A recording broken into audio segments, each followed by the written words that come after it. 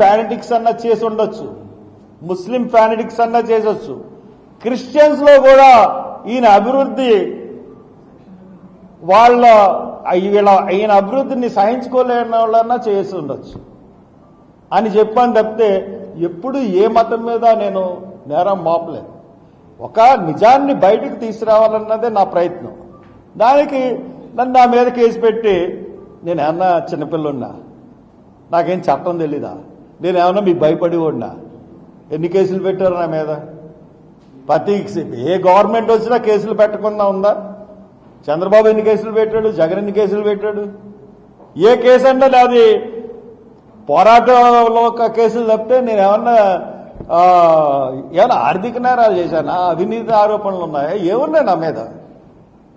అందుకనే ప్రజలు ఈ రోజున హర్ష కుమార్ నమ్ముతున్నారు, ఒక సమాజం నమ్ముతుంది.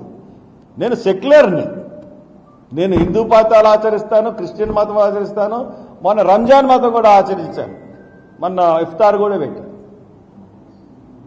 క్రిస్మస్ చేసుకుంటాను, ఈస్టర్ చేసుకుంటాను, దీపావళి చేసుకుంటాను, వినాయక చవితి చేసుకుంటాను, రంజాన్ చేసుకుంటాను, బక్రీద్ చేసుకుంటాను. సెక్యులర్ భావాలు ఉన్న కుటుంబం మాది. మా కోడలు జైన్, నా భార్య వేరే కులం, కొప్పుల వెలమ కులం, నేను మాల. ఇలా రకరకాల కులాలున్న కుటుంబం మాది. ఒక కులం మీద కానీ ఒక మతం మీద కానీ మాకు ప్రత్యేకమైన ఇది ఉండదు. అందరూ సమానమే. సెక్యులర్ కుటుంబం అనడానికి, సెక్యులర్ అని నేను అనడానికి ఏదన్నా అన్ని రుజువులే. నేను మనసులో ఏ దేవుడిని కొలుస్తాను, నేను మనసులో ఏ దేవుడిని పూజించుకుంటాను, అది నా సొంత అభిప్రాయం. నేను ఆ దేవుడిని కొలుసుకుంటాను. బట్ అందరి దృష్టిలో మటుకు నేను ఖచ్చితంగా అన్ని దేవుళ్ళ గురించి నేను ఎక్కడా కూడా ఒక as a politician, as a 10 years of MP అన్ని మతాలని గౌరవించాలి, అన్ని మతాలని సమానంగా చూడాలన్న దృక్పథం నాది. కాబట్టి పిచ్చి కేసులు పెడితే భయపడిపోతాడని అనుకోకండి దయచేసి.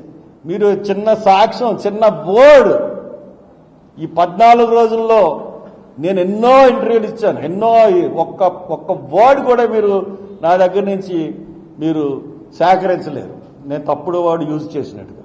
కాబట్టి కేసు విత్డ్రా చేసుకోండి, పరుగు పోద్ది లేకపోతే. Thank you.